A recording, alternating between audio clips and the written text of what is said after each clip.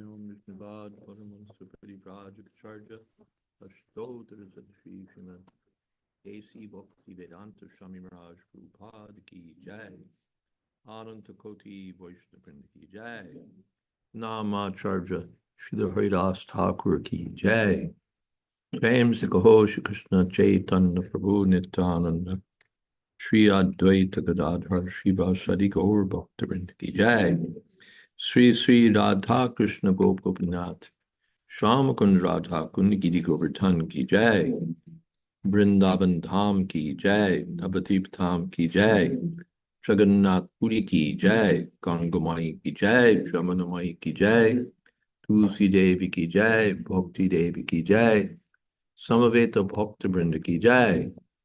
All glories to the assembled devotees. All glories to the assembled devotees. All glories to the assembled devotees. Gaur Premanande Hari Hari Bol. Now I see messages about sound. Is the sound working? Yes. Now the sound is very clear. Okay, good. Yeah, I didn't want to interrupt because our online attendance is less than the local gathering, so I let the kirtan go on. We caught glimpses of it. It's straight in and out, but now it's very clear. Okay. Only thing is my local audio is not loud enough. Let me just, I've changed applications. That's the problem. Give me one moment.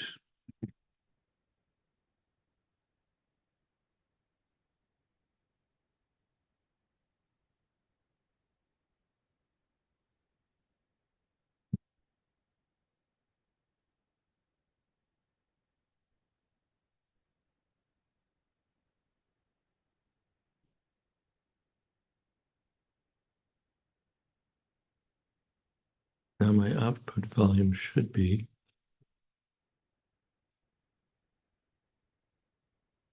maximum, but it's not maximum. Oh.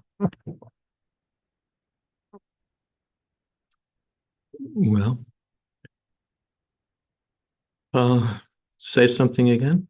Just Hare Krishna, Krishna Krishna, Hare Hare. That's a little better.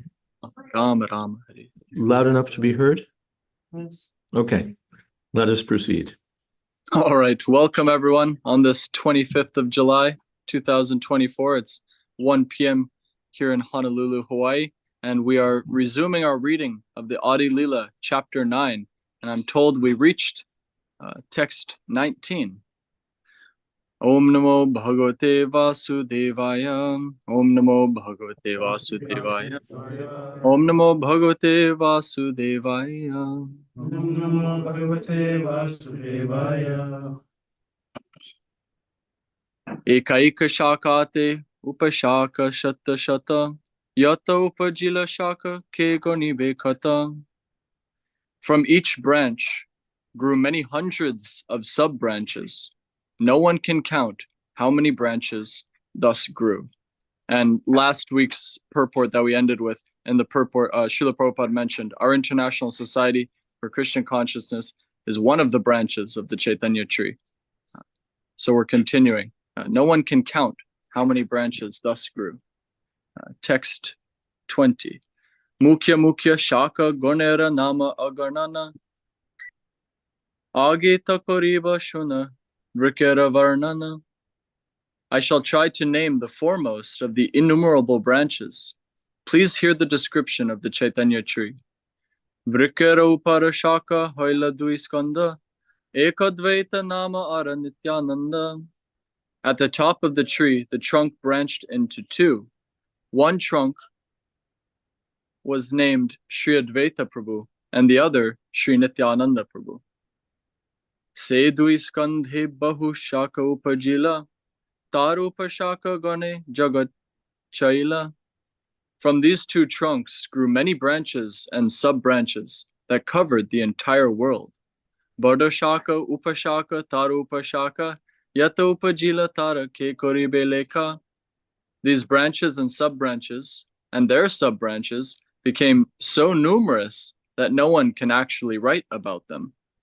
Shishya prashishya ara upashishya gana, jagat vyapila tara nahika ganana. Thus the disciples and the grand disciples and their admirers spread throughout the entire world, and it is not possible to enumerate them all. Maybe I could say something there. Namam Vishnupadaya Krishna Preshtaya Bhakti Srimate Bhakti Vedanta Shaminiti Namini Namaste Saraswati Deve Gauravani Pracharane Nirvishesha Shunyavadi Pashtati Deshatarane. So we're hearing a figurative description of Chaitanya Mahaprabhu's movement depicted as a tree, with Lord Chaitanya Mahaprabhu as the trunk and various branches and sub-branches and sub-sub-branches. And some of the branches are very big, some of them are small. Two big branches, Nityananda Prabhu and Advaita Prabhu.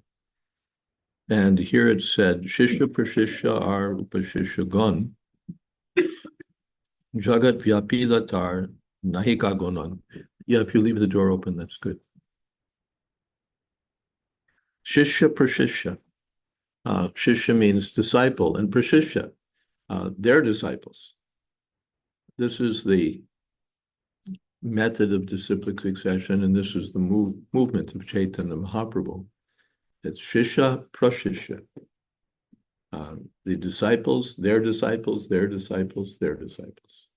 And without counting, Nahika Gonan, we can't count how many disciples there can be and how many disciples they can have and how many generations it can go on. On Chaitanya Mahaprabhu's movement, it spreads in this way, Shishya Prashishya, from spiritual master to disciple, then that disciple becomes spiritual master, his disciples come. This is the method. And Upashishya, almost disciples. Upashishya means something like a disciple or close to a disciple. Upa means close. Upashishya. Maybe not be initiated disciple, but admirers or followers. They're also included in the Chaitanya tree. The Upashishya may become Shishya, disciple. So Shishya, Prashishya are Upashishya Gan. Many groups of disciples, grand disciples, great-grand disciples, great-great, and on it goes. And without impediment, Chaitanya Mahaprabhu, the description of the trees, growing, growing, growing, growing, not constricted and, what's the word? Not constricted and stunted, but growing, growing, growing, growing. That's the Chaitanya tree. And certainly it didn't stop with Lord Chaitanya. No one said, okay, Lord Chaitanya, not further than that. Okay, Nityananda and Advaita, no further than that. Or okay, the next, but we can't go past that. No more disciples, no more. Now everybody's going to be a disciple of Chaitanya Mahaprabhu, or everyone's going to be a disciple of Nityananda Advaita. It's unrestricted. Shishya, Prashishya, Upashishya. Any questions?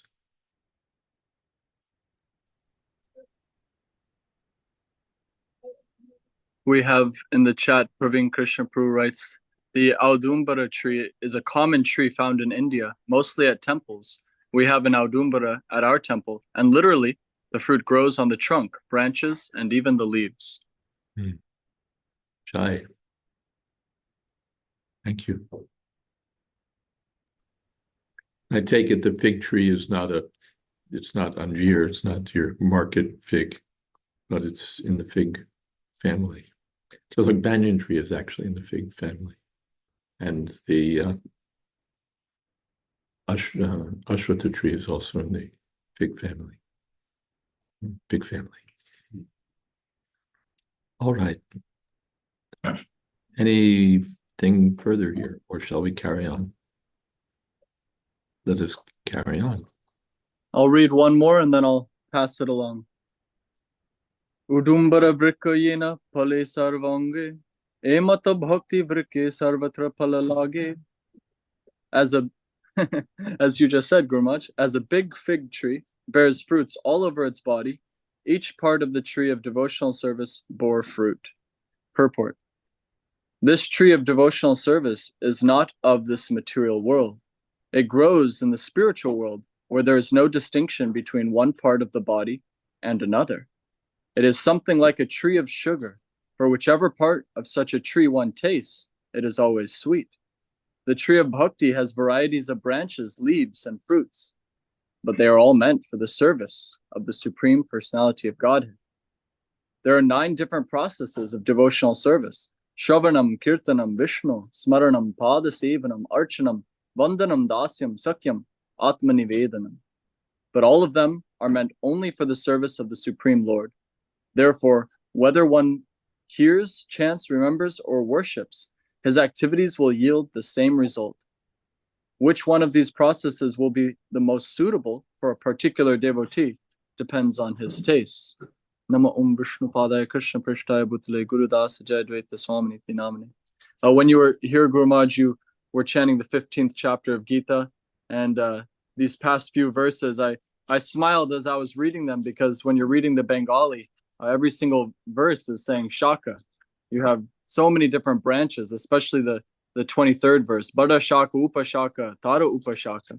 So we're moving down these various branches, and the 15th chapter of Gita, Srila Prabhupada references this tree that we're discussing here in Caitanya Caritamrta of devotional service is not of this material world.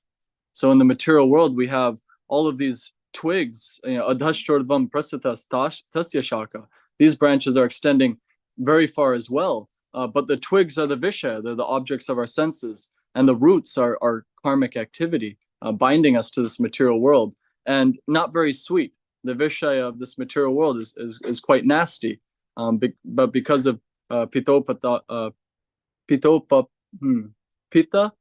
anyway, because of the bile on our tongue, the spiritual life tastes very bitter and the material life tastes very sweet.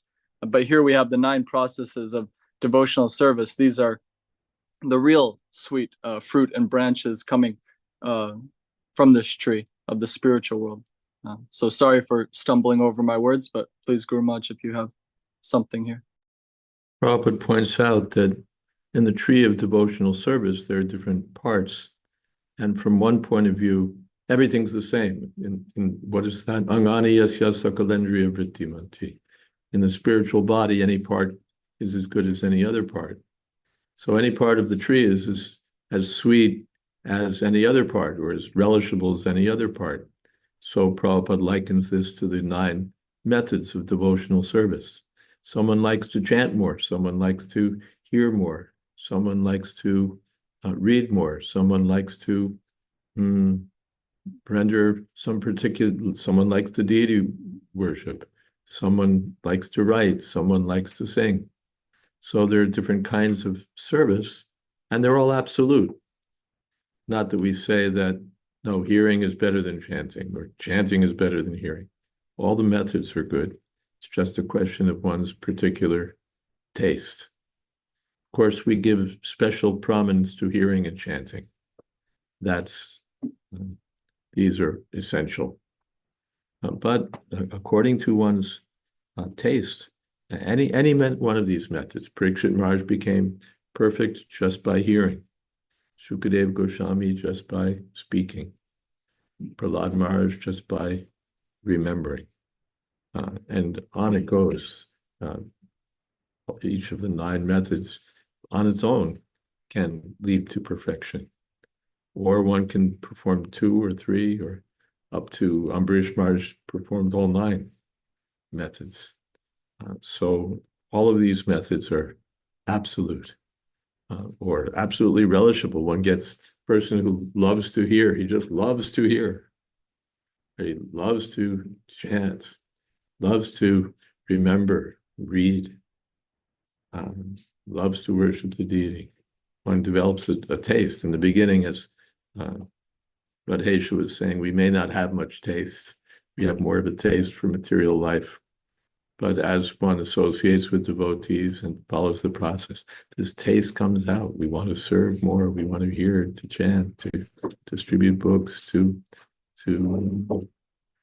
discuss the philosophy, to remember Krishna's pastimes.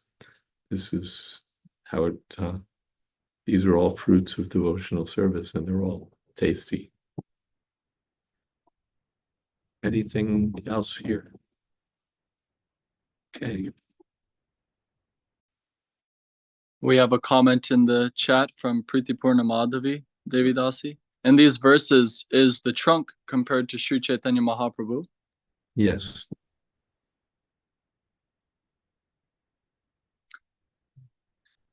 And that verse in Nectar of Instruction, it says Anudinam, every day by this chanting. So I also want to thank you, Guru Maharaj, for having these sanghas, for joining us with these sanghas. It's very inspiring, gives us the chance, Nityam Bhagavata Sevaya, to get this taste in hearing and chanting.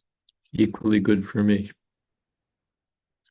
Venkatesh Prabhu, are you lined up to read 26? Adi 9:26?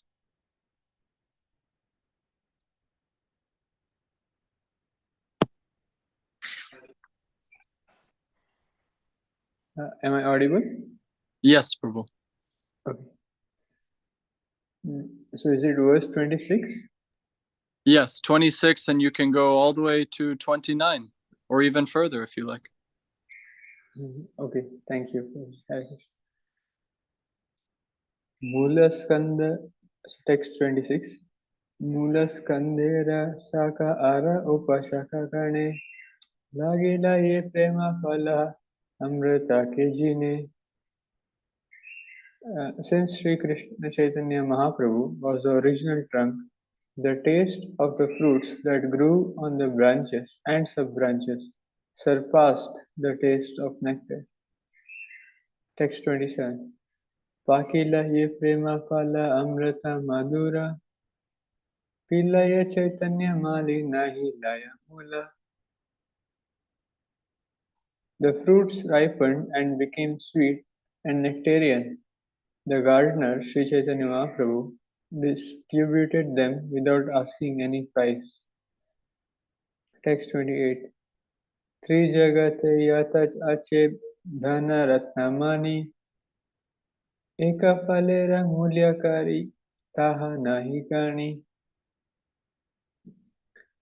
All the wealth in the 3 worlds cannot equal the value of one such nectarian fruit of devotional service. If I can add something here, this is significant. Chaitanya Mahaprabhu is distributing these fruits. Yeah, even all the wealth in the 3 worlds can't surpass or equal the value of even one fruit, but he's not charging anything. There's, we see a lot of yoga where it's all for pay, by the hour, or by subscription, or by whatever method, but it's for pay. Or spiritual methods, you reach this level and it'll cost you several thousand dollars. Then you graduate to the next level. That'll cost you several thousand more. Then again, it's like going to college or something, steep costs. And then also like college, great business.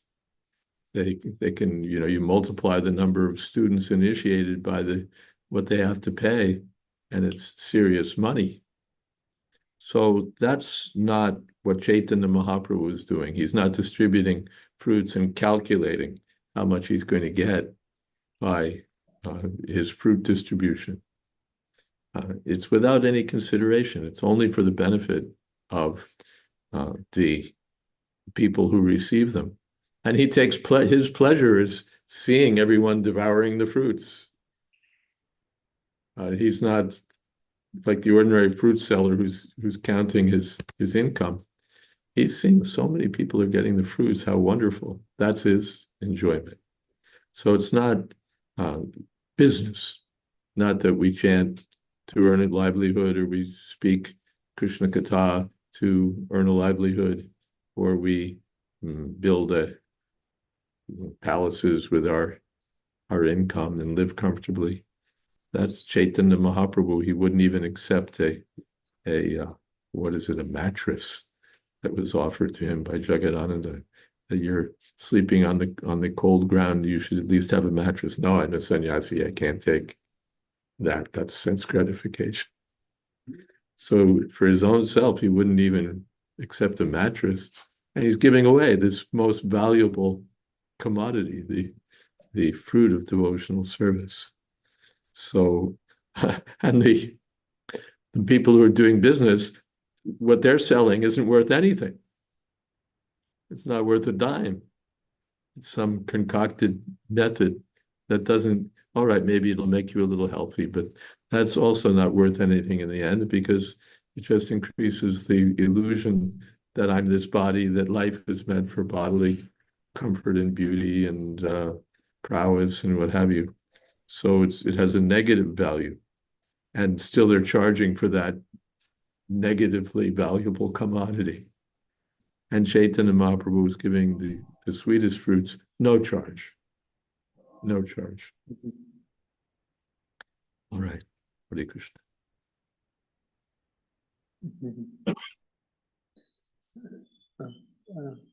So text 29. Mage va na mage keha patra va apatra nihara vichara nahi jane deya matra. Not considering who asked for it and who did not, nor who was fit and who unfit to receive it, Chaitanya Mahaprabhu distributed the fruit of devotional service. Purport. This is the sum and substance of Lord Chaitanya's Sankirtan movement. There is no distinction made between those who are fit and those who are not fit to hear or take part in the Sankirtan movement. It should therefore be preached without discrimination. The only purpose of the preachers of the Sankirtan movement must be to go on preaching without restriction. This is the way in which Sri Chaitanya Mahaprabhu introduced this Sankirtan movement to the world. Yes. This is Chaitanya Mahaprabhu's movement. Indiscriminate. You can say random distribution, without consideration. This person's qualified, this person's not qualified. These people can understand it, those people can't understand it. Just indiscriminate mercy, indiscriminate. That was Prabhupada's, on that principle, Prabhupada spread the Sankirtan movement. He came to America, he found that it was Ugristan, a nasty place, full of people contaminated by Rajagun, Tamagun, and he distributed Krishna consciousness to people who were like, if you were calculating who's fit, who's unfit, most of the people who came were supremely unfit, addicted to intoxicants, illicit sex, just vagabonds. And Prabhupada gave them Krishna consciousness. When Prabhupada disappeared at the Samadhi ceremony, one of his respected godbrothers was invited to speak, and he made the untoward comment that, yes, Swami Maharaj was great. He made so many hippies into devotees. I also could have had many disciples if I was willing to accept hippies. So it's a disparaging remark that Swami Maharaj accepted all these low-class people. And if I was willing to accept low-class people, I could have also had, they're lying around in the street. I could have had a lot of disciples too. And thinking about it, his remark is actually true. That Prabhupada was the one who was willing to distribute it to anyone and everyone. He didn't select that, yes, I'll preach to the scholars, I'll preach to the high class of people, I'll have distinguished followers. Anyone. He would accept anyone. I remember one time we were at an airport here in New York, Prabhupada was leaving, and a lot of devotees were gathered. And there was some crazy boy. He was wearing some kind of sign around his neck, like a placard. And you could see from his eyes that he was stoned. And, he was like some sort of case. And we were all sitting around Prabhupada, and I watched, and this boy was like going closer and closer to Prabhupada. Finally, like took a dive, in front of Prabhupada. And I sort of jumped on him, like, what is this guy? And Prabhupada just waves me away. He may be crazy, but he's offering obeisances. He may be mad, crazy, but he's offering obeisances. But Prabhupada didn't consider, he's wild, he's a threat, he's this, he's that. He's also, something is there, some impetus to offer respect to a devotee, to some attraction, something. So Prabhupada worked on that principle. He distributed Krishna consciousness to anyone and everyone. And who knows what, sociologists might say about how the development of the Hare Krishna movement and this and that and the other thing, tracing back its development from, the streets of the Lower East Side. But somehow or other, Prabhupada accepted anyone and everyone. He had, very distinguished and wealthy disciples, especially in India. And then he had whatever came in America, Africa, just wherever he went, he was willing to preach and spread Krishna consciousness without discrimination. No, this one I like, that one I don't like. This person is qualified, this person is not qualified. Everyone's qualified to receive mercy. Very extraordinary. This is the vision of the pure devotee. Doesn't have a calculation. This person, yes, this person, no, in terms of mundane eligibility. And Prabhupada quotes in Nectar Devotion, Rupa Goswami quotes, everyone's eligible to perform devotional service. Everyone's eligible to, bathe at the confluence of the Ganges and the Ganges and the Jumuna and the Saraswati in the month of Magh Mela. It's cold, but everyone's eligible to take bath. And Chanakya also says that the moon doesn't withhold its light from the cottage of the Shudra. It shines on everyone. So this is Chaitanya Mahaprabhu's mercy. No discrimination. And what is that? Were we reading? Yes. Okay. Hare Krishna. We have a couple of comments in the chat. Pritipurna Madhavi Devidasi says, but today, even in some spiritual organizations, complete selflessness and strict standards is not a regular sight in Kali Yuga, as Kali Yuga is approaching. That reduces sweetness of this fruit. How to deal with this, Maharaj, as an individual? And you be generous. If some people are being stingy, or if they're starting to charge, just like people in business, sometimes in third world countries, they'll get something that's meant to be for free distribution, and then they put a price on it and redistribute it. So even if some people are doing that, they're somehow seeking to profit from Krishna consciousness, or they're stingy about Krishna. So then you be generous. They may be stingy, but if we just sit here and say, oh, they're stingy, and our consciousness becomes preoccupied with their consciousness. So better to be absorbed, as Chaitanya Mahaprabhu was depicting, and he's telling his branches, distribute. So if we're busy distributing, we hardly have time to worry about, who's sitting somewhere, counting the income, counting the number of customers and the profit per.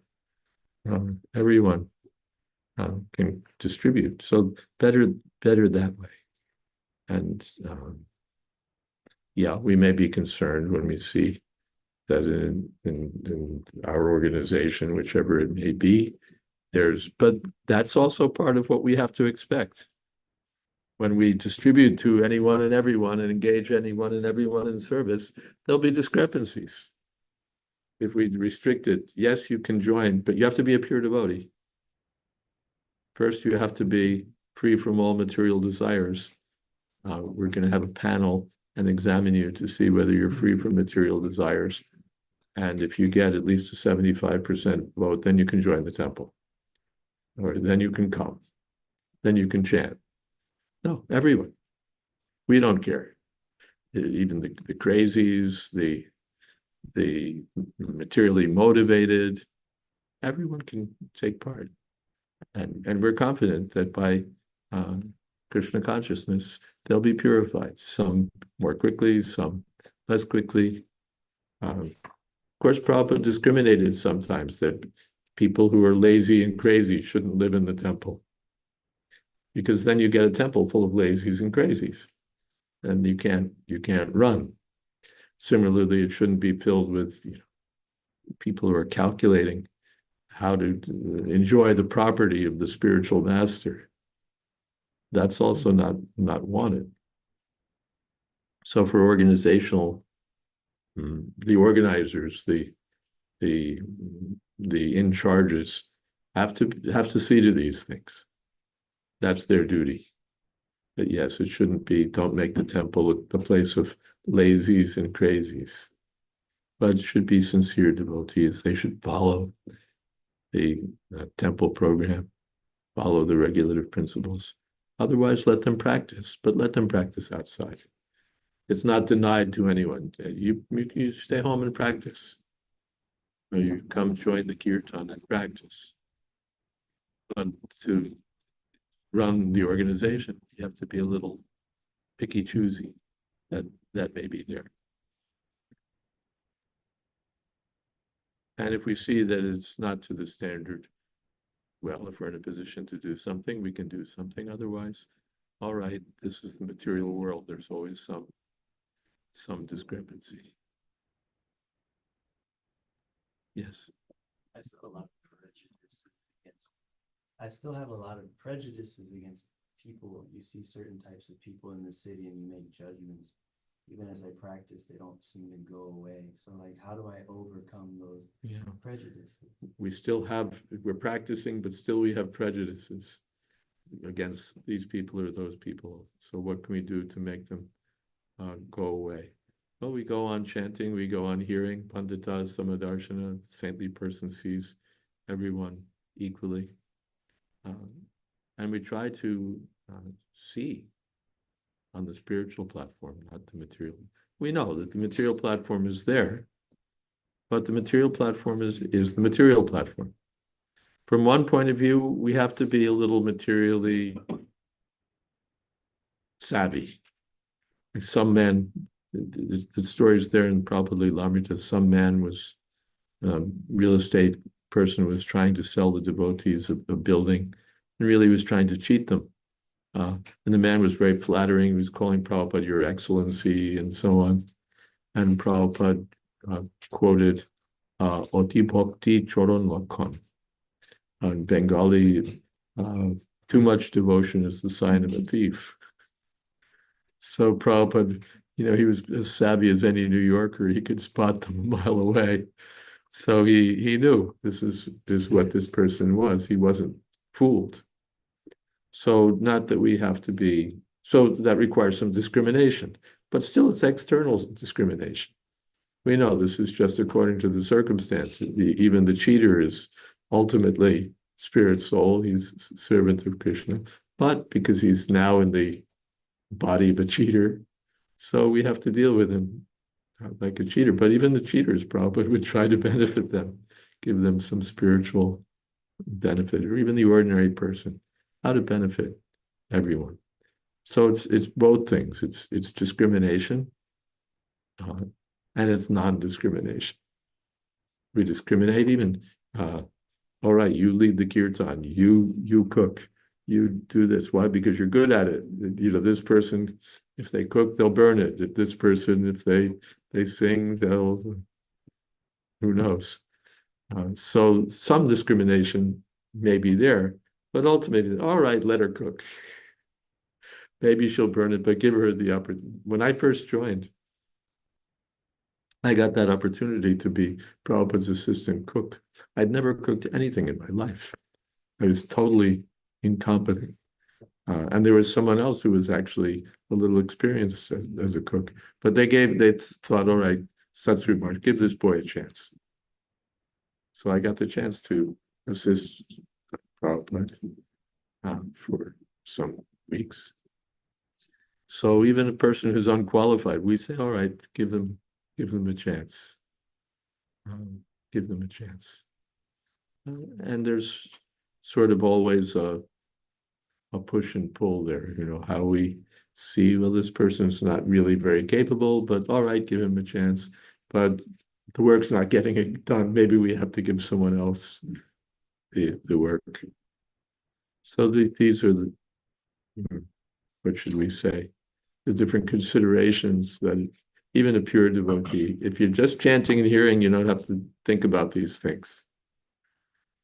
Therefore, there should be some people who really, they're not involved in the management at all. They don't have to think about, what pays the bills, how much it costs to feed a man. They don't have to think about any of those kind of considerations. They just have to think about how to benefit people. There should be some devotees, that's their only business. Actually, in the society, it's four sections. So the Kshatriyas, they're in charge of the management. So the Brahmins don't have to think about it. The Brahmins, the sannyasis, they just have to think about spiritual topics. They just have to think about the welfare of human society. They just have to think about Krishna and Krishna consciousness and spreading Krishna consciousness. And they can do that without needless mental overhead, because the Kshatriyas handle that. Kshatriyas handle the management. The kings, the sannyasis, the Brahmins, they wouldn't become government men. They wouldn't become kings. But they would advise the king, my dear king, you should act in such a way that all your citizens will benefit. You should do this, you should do that. So they would advise the king, but they wouldn't be the king.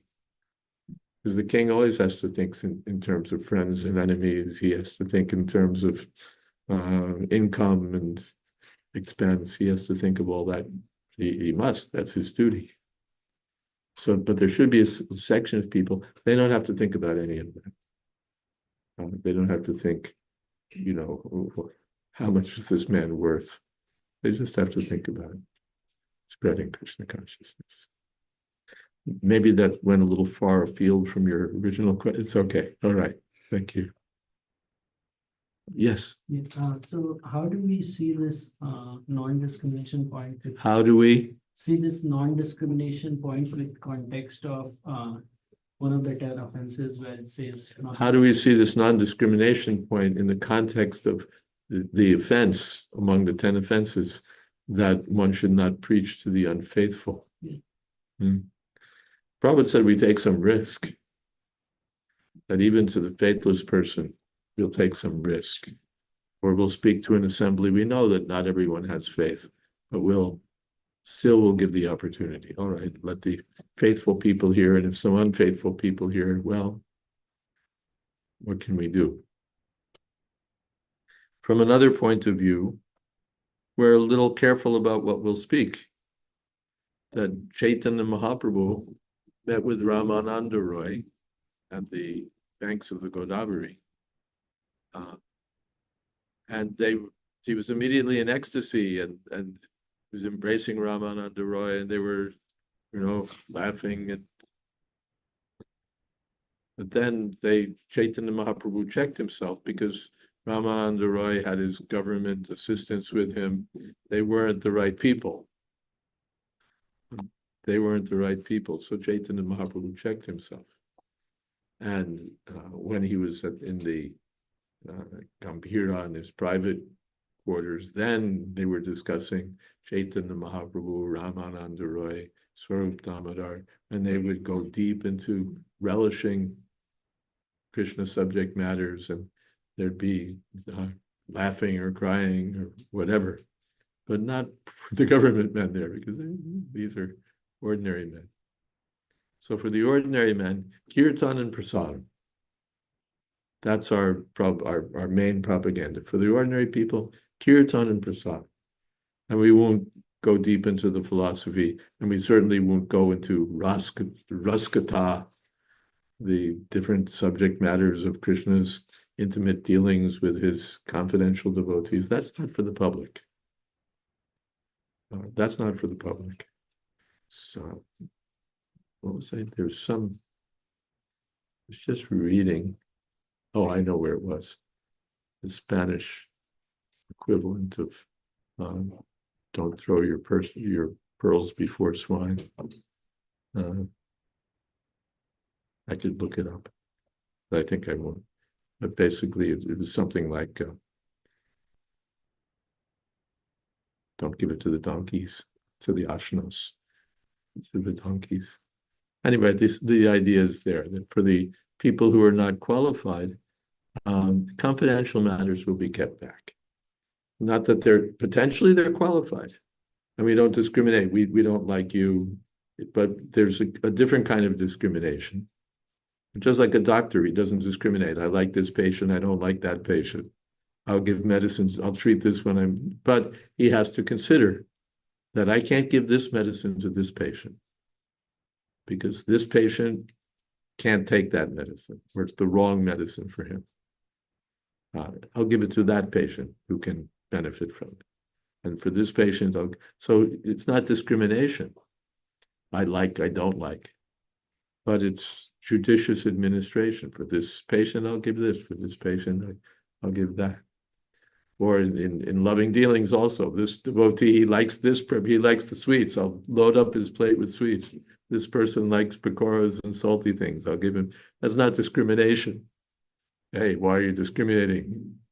No, that's out of love. We know that he likes these things, so we're going to give to the devotees what they like. We know that this devotee will take pleasure in leading the kirtan. This devotee will take pleasure in being in the background and managing the kirtan.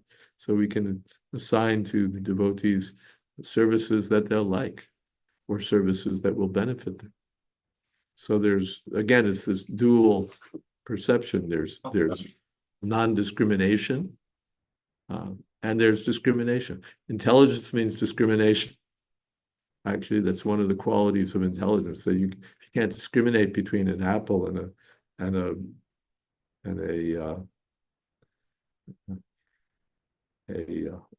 steel ball, then you have a problem.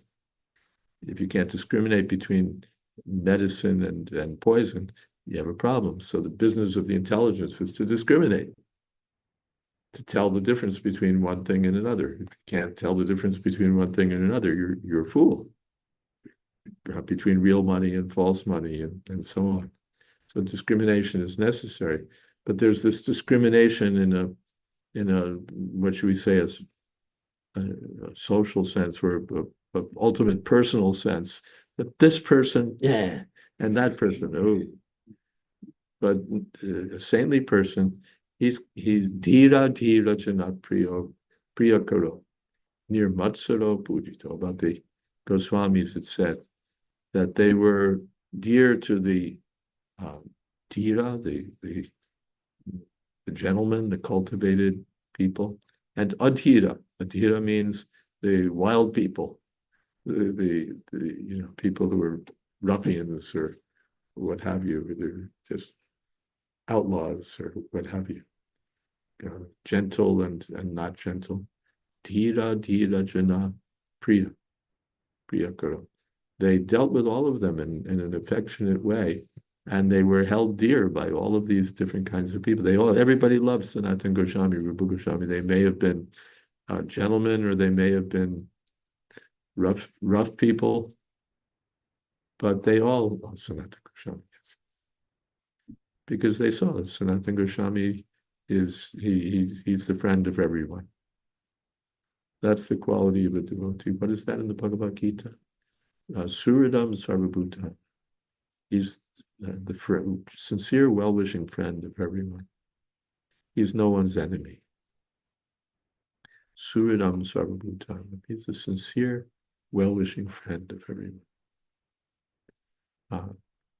Near Matsura, they had no envy.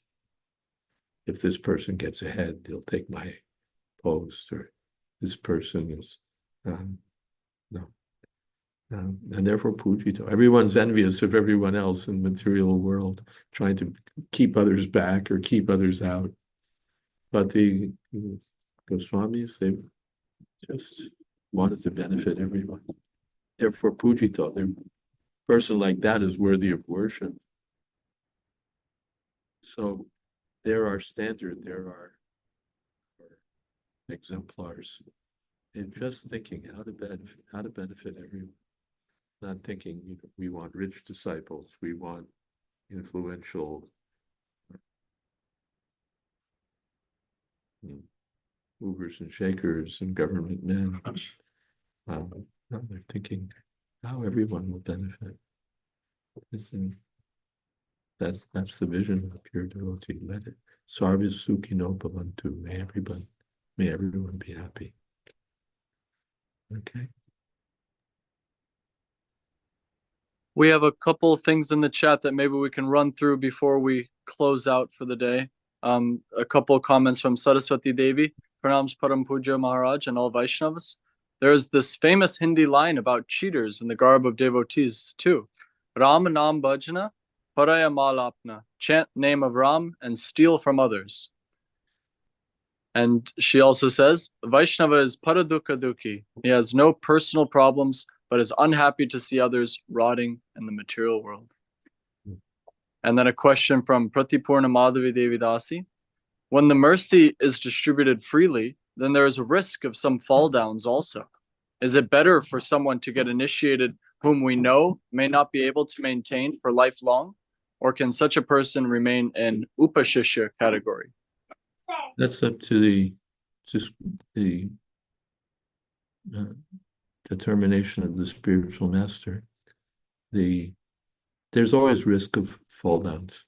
Even Bharat Maharaj in the stage of Bhava fell down. There's always some risk, but if we don't take some risk, there'll be no profit. That's business. There must be some risk. So we take some risk to bring people. Of course, Prabhupada's general principle was that for giving Harinam, we should be very, very free. And for giving second initiation, Diksha, we should be discriminating. We should see that they're following the standards. But yes, those who can't follow, they may be Upashishya. That's all right. If you're not able to follow, you just come and take part, and that's all right. And when you're willing to follow these four principles, then you can be initiated. Otherwise, you get sentimental people who just promise but have no intention of following. So, of course, again, the Harinam can be given to everyone. No discrimination. Then for the Diksha, second initiation, that should be given to those who are who show themselves more qualified. We're willing to accept everyone, but first you become qualified. Anyone can come to our school, but first you have to study and you have to show that you're willing to apply yourself to the course. We don't discriminate. You can be this, you can be that, but you have to do the work. You have to do the work. If if a firm announces that we don't discriminate, but still they'll discriminate. You know, who are the hot shots? Who are the people who are going to do the work for us? Not that, and then we don't care. We don't care if he's Asian or if he's Russian or he's this or he's that. If he's brilliant, we'll hire him. But if he's a fool, we discriminate. Okay. I open it to your live band if you would Live like band. to. Who's in the live band for part 2? Another few minutes. I did the cartel, but Hmm? You're allowed to do it more than once, by the way. can I say it again? Sure.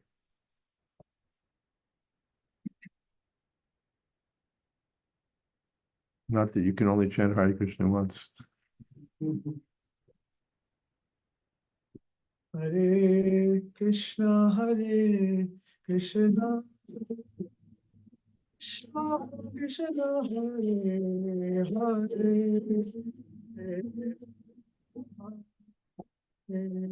Rama, Rama, Hare Hare. Hare Krishna, Krishna Krishna,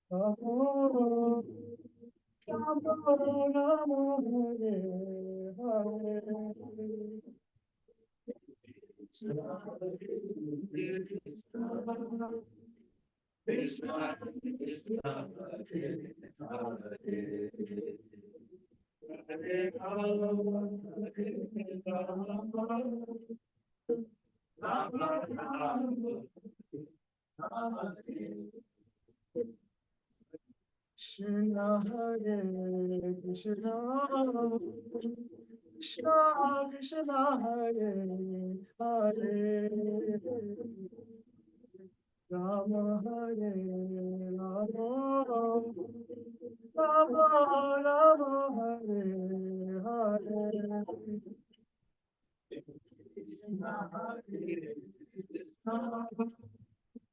Krishna Krishna, Hare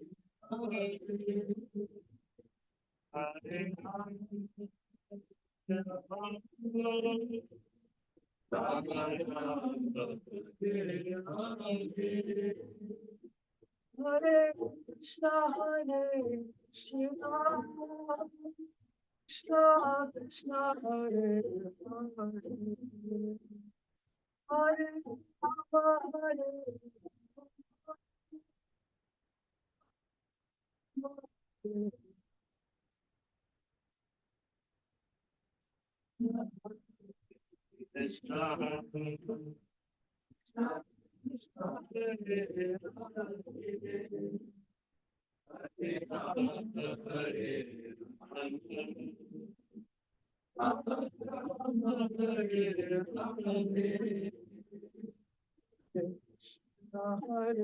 Krishna,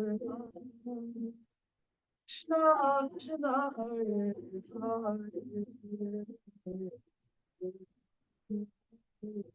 Rama Rama, Rama Hare Hare.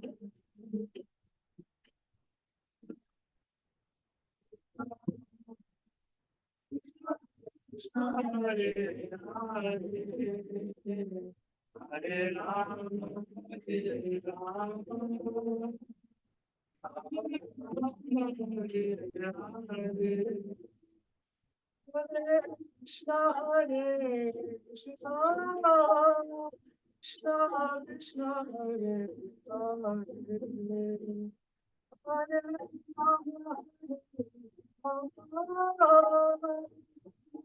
Rama Hare Hare.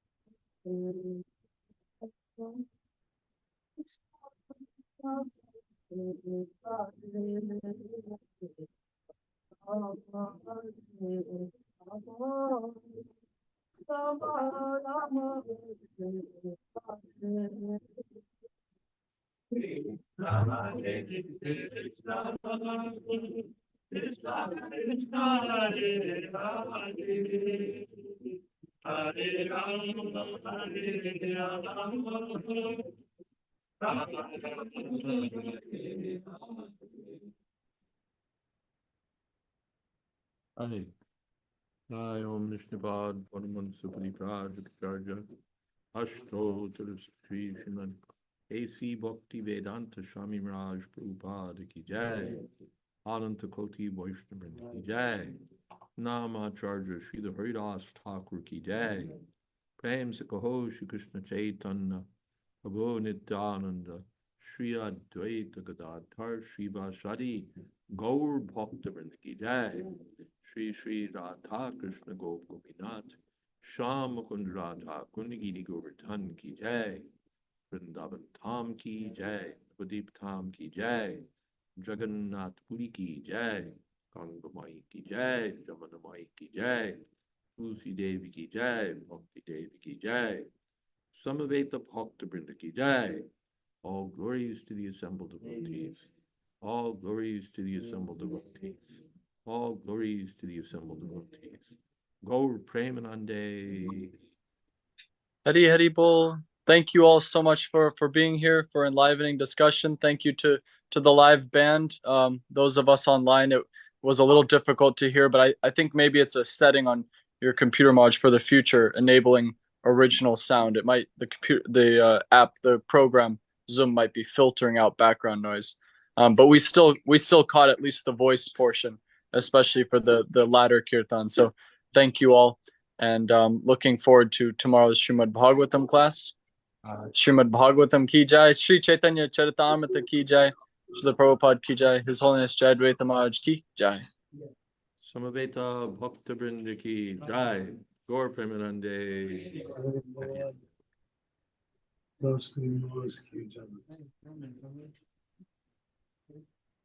Stay a little longer and check that setting.